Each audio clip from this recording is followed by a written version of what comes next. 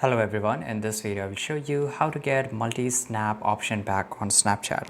So let's go get into our Snapchat here. So once I open it up, right here you can see if I just go up here and I will just go and click on maybe later right now, and here if I just go and click on drop down right now, right, there's a no option to multi-snap or any option, right, something like that.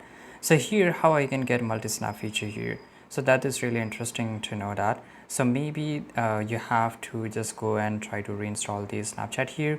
Now then you have to go to your settings, then here you have to go to the bottom, and here you will get this option of clear cache and click on continue, right, and it will just take a little bit of second, and no worries, it will not delete your important files, it will just delete unnecessary files here. And once everything is done, try to go and click on here and you will get this option of multi-snap. Now I can just go and click on multi-snap here and it will start working, right. So this is how it works. Thanks for watching. Subscribe.